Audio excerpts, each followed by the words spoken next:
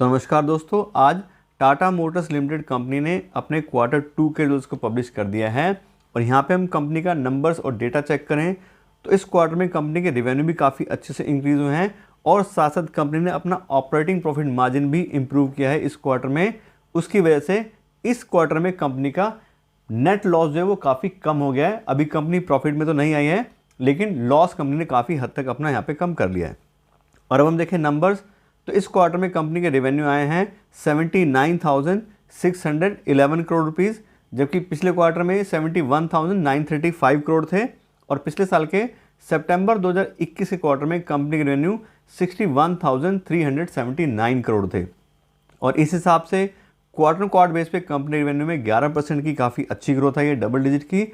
उसके अलावा year on year base पे भी कंपनी के रेवेन्यू में 30% की काफ़ी स्ट्रॉन्ग ग्रोथ मिली है।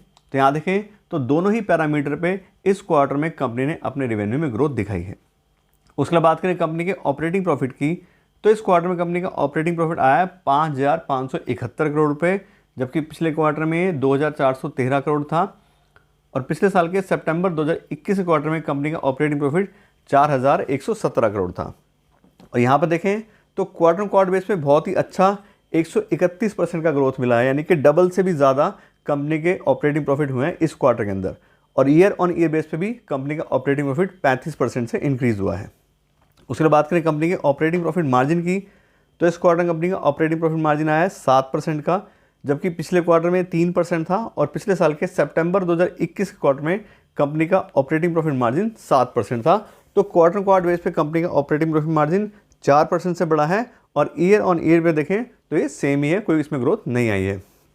उसके बाद करें नेट प्रॉफिट की, तो इस क्वार्टर में कंपनी का नेट प्रॉफिट या नेट लॉस हुआ है और ये लॉस है 898 करोड़ रुपए का, जबकि पिछले क्वार्टर में 4,951 करोड़ का लॉस था और पिछले साल के सितंबर 2021 के क्वार्टर में कंपनी का नेट लॉस 4,416 करोड़ था।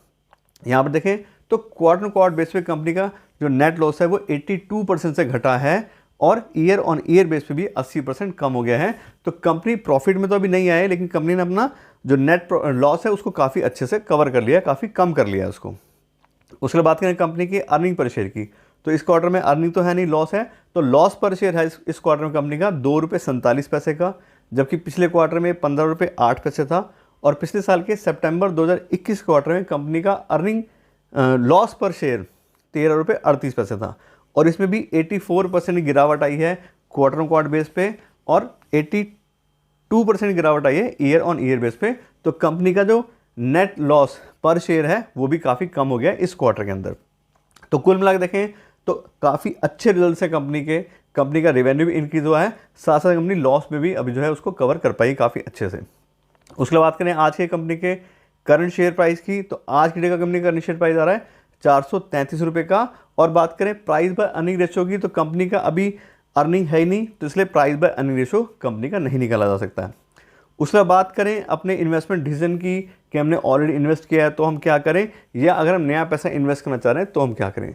तो देखिए खास करके जो बात करें टाटा मोटर्स की, तो कंपनी बहुत ही अच्छे ब्रांड होल्ड करती है। जैगवार है, ऑलरेडी टाटा का इंडिया में जो खुद की अपनी गाड़ियाँ हैं वो भी काफ़ी अच्छे हैं। कमर्शियल व्हीकल्स में कंपनी का बहुत अच्छा नाम है, ट्रक बसेस आप देखते हो काफ़ी जो है इनकी सेल भी है और काफ़ी अच्छा इनका ब्रांड भी है। तो लेकिन अभी प्रॉब्लम क्या है, पिछले 4 साल से कंपनी लगातार लॉस में चल रही है और मैं इसमें कहूँगा कि आपका एक इंडिविजुअल डिसीजन होना चाहिए कि आपको इस कंपनी के साथ रहना है या नहीं रहना है। ये डिपेंड करता है कि आपकी समझ कितनी है कंपनी के बारे में। मेरे हिसाब से देखूँ तो लॉस में चल रही है 4 साल से, अब कब तक के प्रॉफिट में आएगी कब तक नहीं आएगी, तो नया पैसा इन्वेस्ट करने का तो अभी ज़्यादा चांस लेने वाली बात हो जाएगी।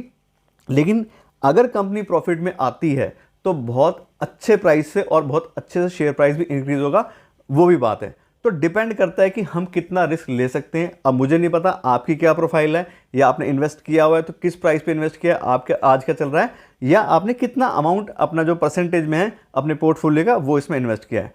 तो उस हिसाब से आप देखिए, रिजल्ट्स आपको बता दिए, लेकिन फिर मैं आपको इस डिसीजन को मैं आपके ऊपर छोड़ूंगा कि आपने इन्वेस्ट किया है तो आपको निकलना है या रुकना है, दूसरा आपने नया पैसा इन्वेस्ट करना है नहीं करना है। तो अभी के लिए इतना रखते हैं। Thank you so much.